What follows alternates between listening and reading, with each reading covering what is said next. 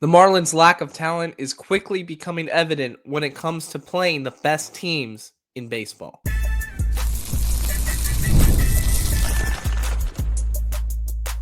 You are Locked On Marlins, your daily podcast on the Miami Marlins. Part of the Locked On Podcast Network, your team every day.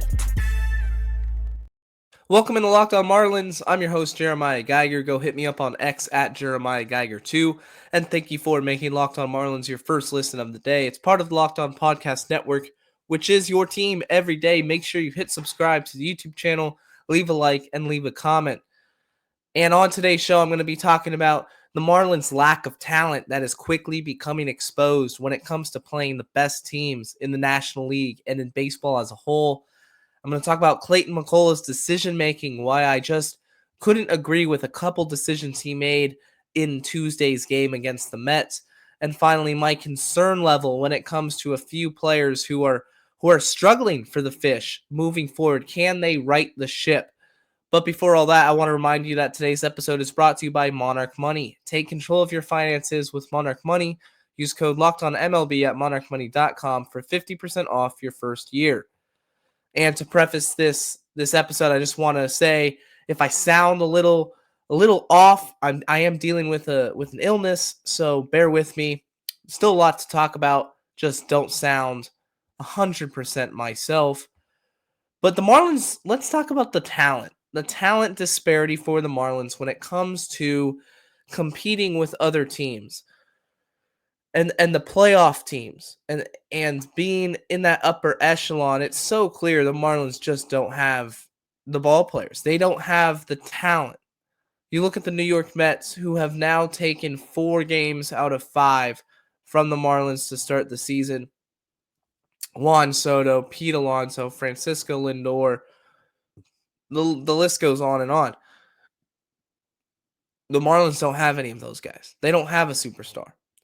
In fact, the pitcher who diced up the Marlins today on Tuesday's game for 10 strikeouts and 5 1/3, Clay Holmes, he signed a 3-year, $38 million deal, and he's kind of just sitting on the bleachers saying, "Hey guys, yeah, I'm a free agent addition for the Mets." No one's talking about his contract.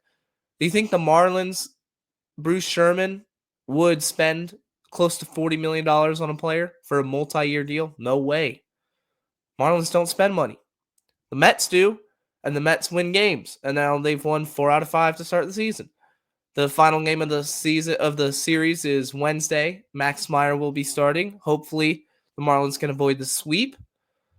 But all in all, when you play good teams, talented teams, you have to play perfect baseball.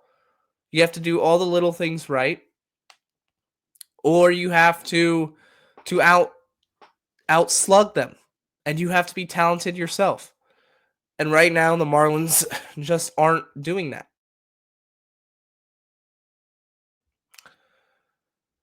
The Marlins have a situation in which they have to play close games in order to win, because they're not going to blow teams out of the water.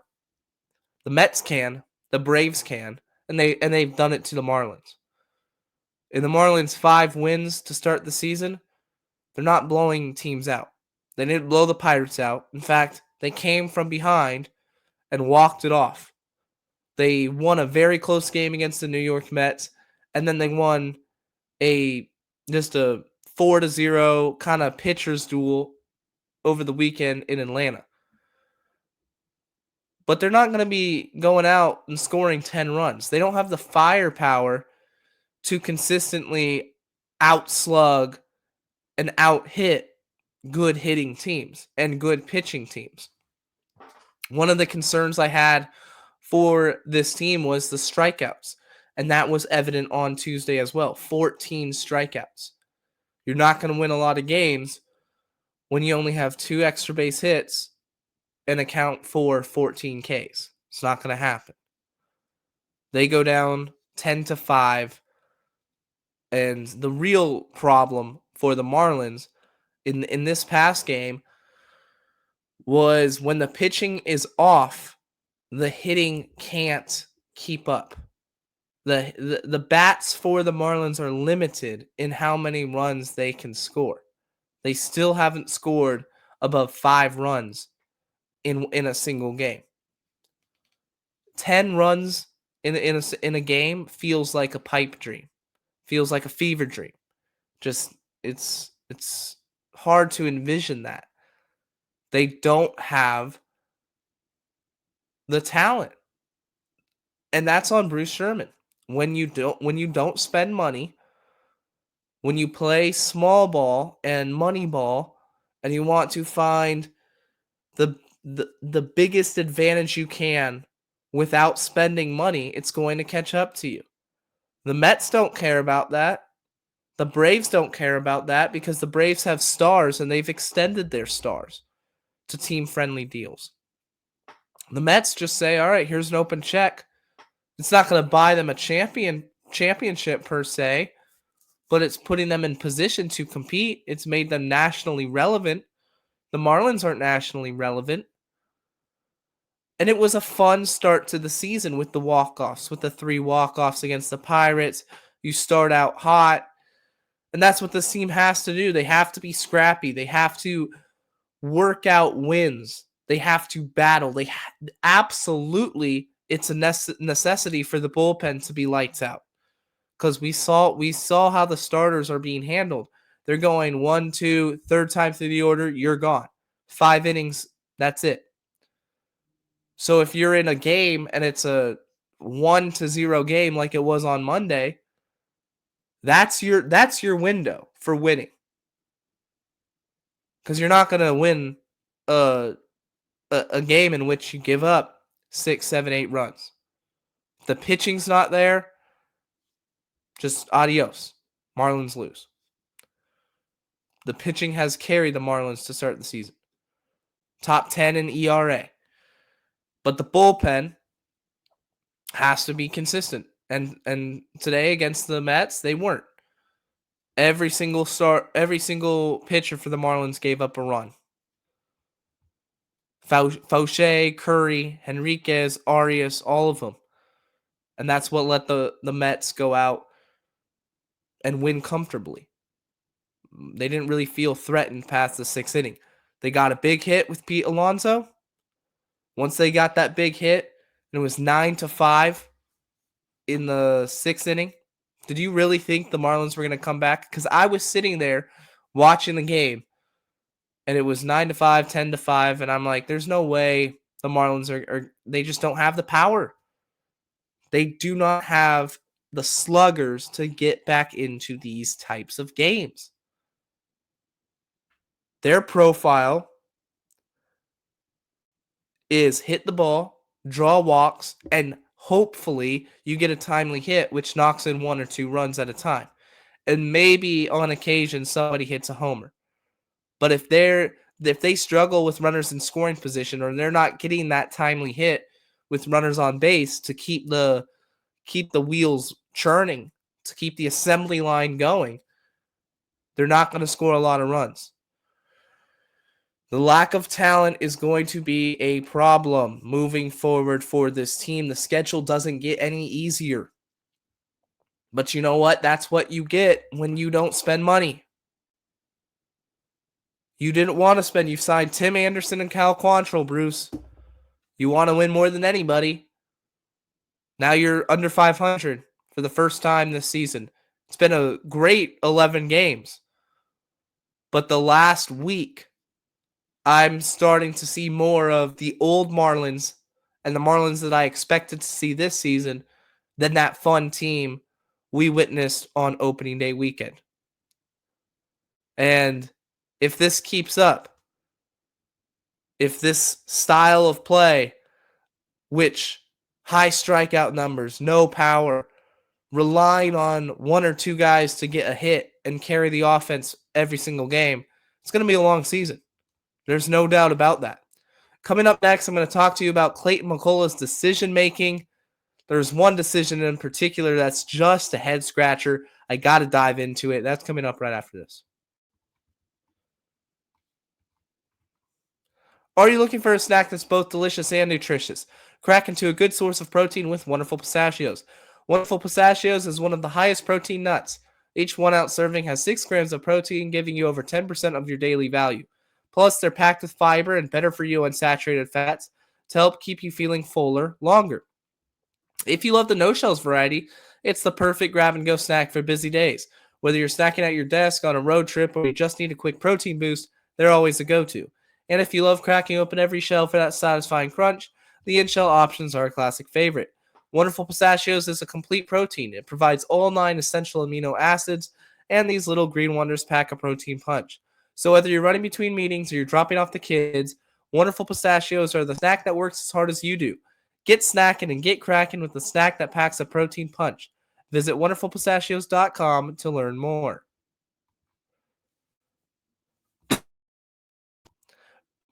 If you're an everyday listener, I do appreciate you being a part of the Locked On Marlins crew. If this is your first episode checking out Locked On Marlins, be sure to hit subscribe, leave a like, leave a review if you're listening on Apple or Spotify, a good rating. Leave a comment in the comment section and share the podcast. The most important thing is getting this out to as many Marlins fans and baseball fans as possible as the season continues. We got to talk about Clayton McCullough here. The Mets broadcast was flaming Clayton McCullough in this game. And he's not trending on Twitter, but if you search up Clayton McCullough's name on Twitter, you're going to see a lot of people criticizing him. And in my opinion, rightfully so. You were in a spot in the game in the 6th inning.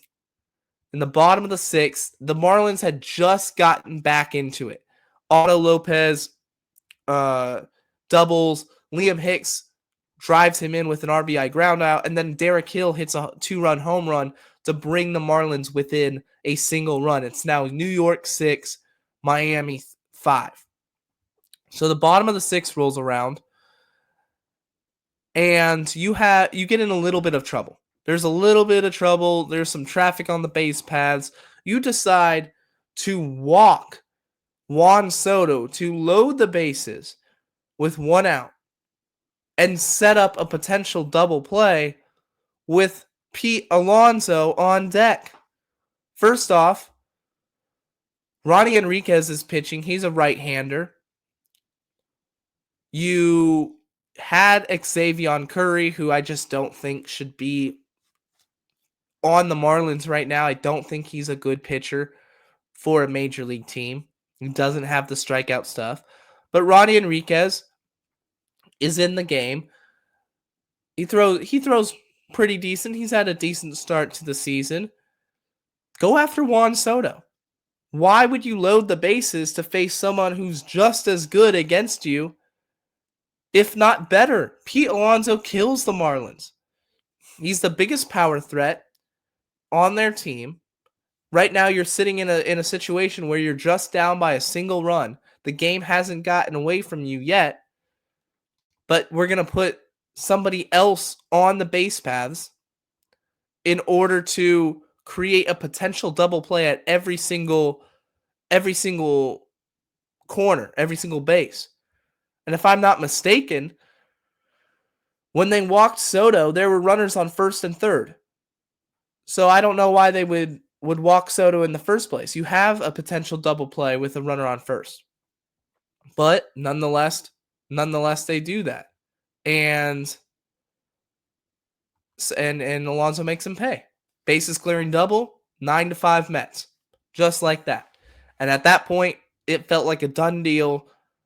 The Mets were going to win the game. Because like I talked about in the first segment, when you get into these high-scoring affairs, the Marlins don't have the talent. They don't have the sluggers to outslug a team like the Mets.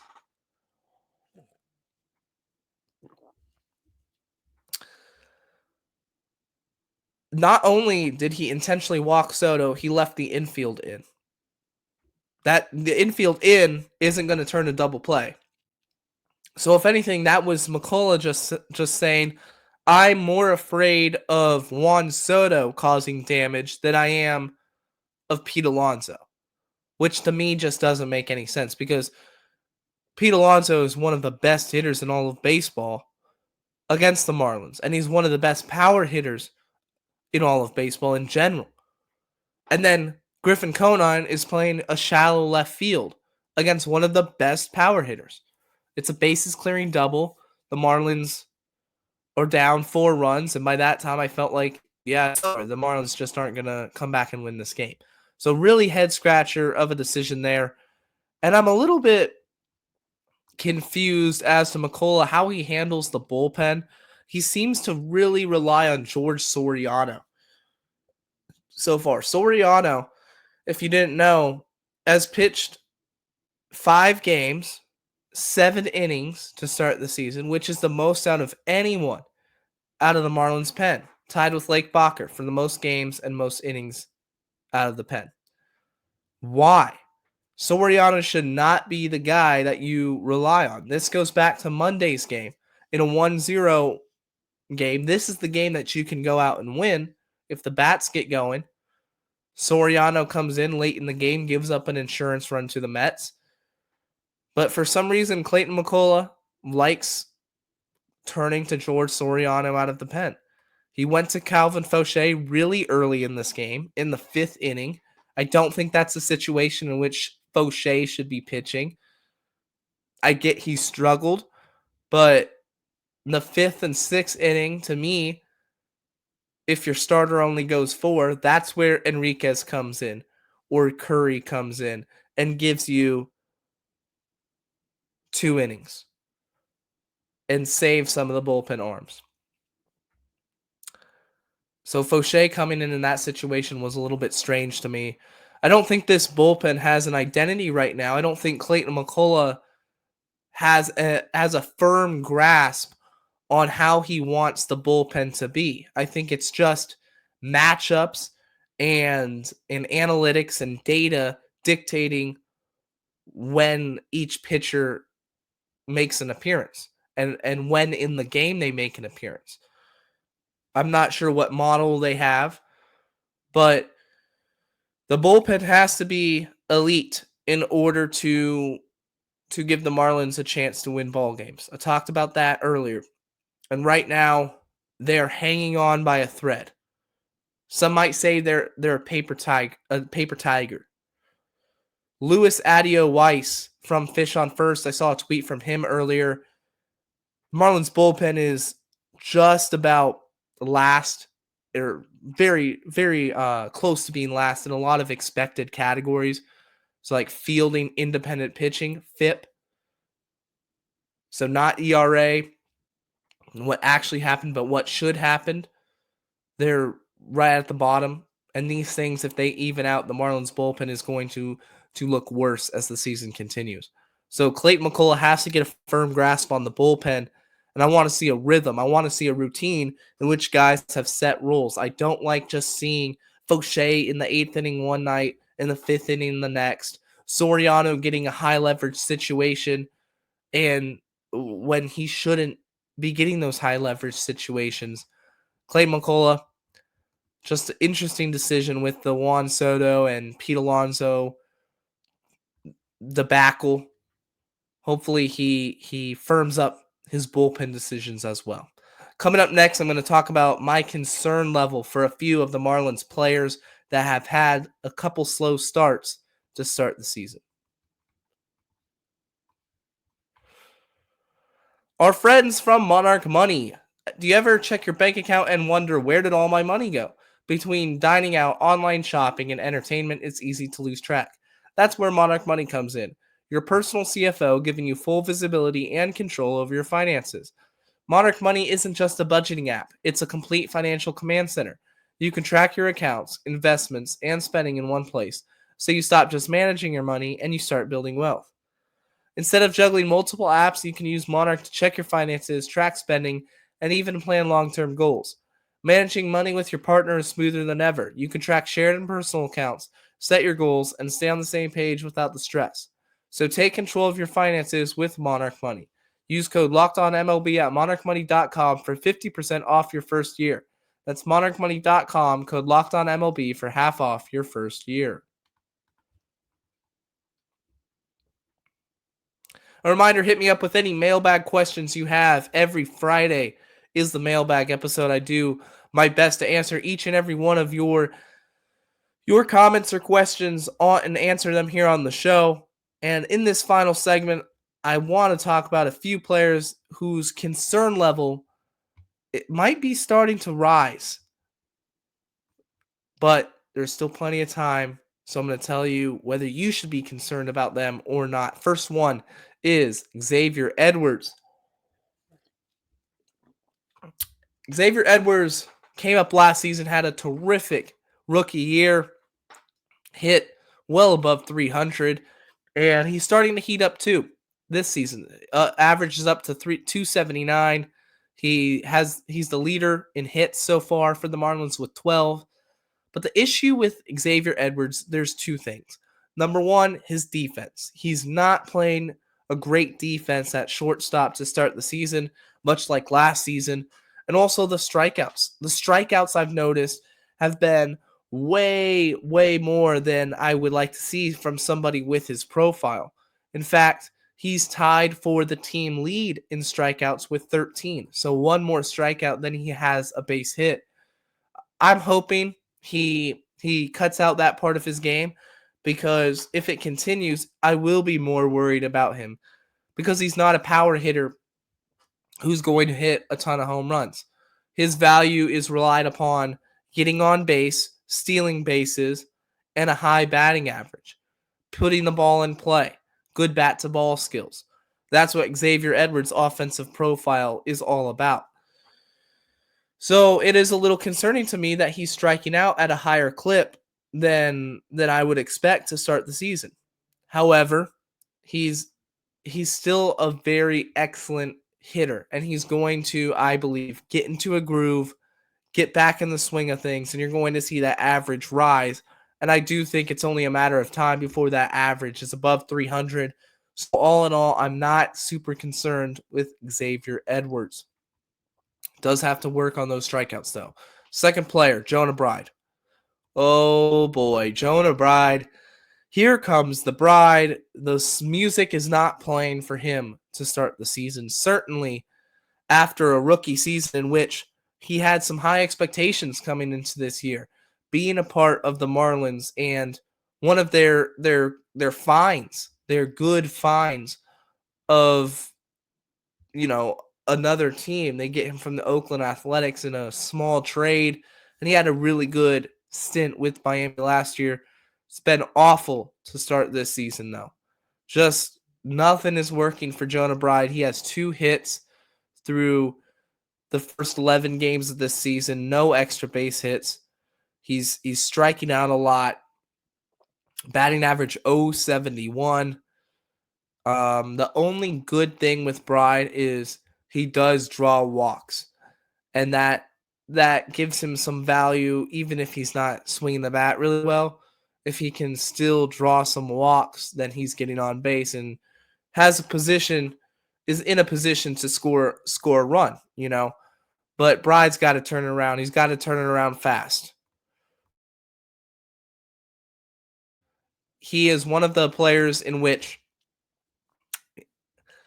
there isn't a set expectation for him to be here long term, but he's trying to carve out a major league career, and Miami is a perfect situation for a player to do something like that and force a team's hand, if they produce, to continue giving them playing time. But Bride isn't staking a claim right now to be given playing time when you look at other players on the roster. He's got to turn around. He has the benefit of the doubt. He has a season last year in which he was an unquestioned opening day roster lock this season based on his results from last year. But his defensive, liabilities in terms of he'll only play the corners, and he's not a super strong defender, so he's going to DH a lot. That forces him to hit. And he's not a crazy good power hitter. He's got some pop, but he's not going to hit 30 home runs a year, most likely. So he's got to put the bat on the ball. He's got to draw his walks. All of that's been non-existent. The average just non-existent, hitting under 100. He's in a major slump. I am worried about him because The Marlins have a guy sitting in AAA right now, Augustin Ramirez, who could easily come up, play first base, be the designated hitter, and I think offer more value than Jonah Bride would offensively. And Bride, he's cheap. He doesn't have a contract that is worth a ton of money. I think he's in pre-arb still. So the Marlins could easily let him go, given that they got him for super cheap too. He's not necessarily tied financially. He's not tied to the Marlins in terms of being a cornerstone player for the future. He would be a nice find to have and somebody that gives you some value. But if they think that 2024 was just fool's gold in 2025 and the rest of his major league experience in which he struggled is the real Bride, then there's going to be a player up here who can take his place. So rooting for him, I'm willing to give him more time. It's just 11 games, but still concerned. Next player, Eric Wagaman. Wagaman batting 179. He hit a home run against the Mets last week. But overall, Wagaman's been underwhelming from a fan perspective. Again, another cheap player, signed to a split contract so he can be in the minors or the majors, makes different amounts of money for each situation he's in. But Wagaman feels like he's not going to be taking a ton of at-bats this season, at least early on. Given that you signed him for really cheap, and given the situation again with Ramirez in the minor league system, and with Graham Pauley, who's been a pleasant surprise at least to start the season, and probably the biggest X factor of this whole situation here is the fact that Connor Norby will be coming back. Wagaman could be on his way out. This isn't necessarily saying he's going to be the one to go, but when Connor Norby comes back, somebody is going to have to be optioned or DFA'd. And what Eric Wagaman feels like that guy. It's just that home run in garbage time last week against the Mets. Yeah, it was cool, but way too many strikeouts, just way too many uncompetitive at-bats. Actually, I take that back. He's only struck out 4 times this year. Feels like it's way more. I don't know. I'm not trying to hate on you, Eric, but it's just he's not an exciting player. He's not an exciting player to watch. He's just kind of a big lumbering dude that occasionally runs into a fastball, puts it over the upper deck. Upper deck. That's not too crazy power from Wagaman, but Norby is a better player, straight up. Norby is somebody who has a future with the Marlins. I don't necessarily think Wagaman has a future with Miami as a player who's going to provide a ton of value. When Norby comes back, I expect Wagaman to be the guy to be on the move and possibly be optioned or DFA'd out. That's going to do it for today's edition of Locked On Marlins. Until next time, guys, stay safe, stay locked on, and let's go fish.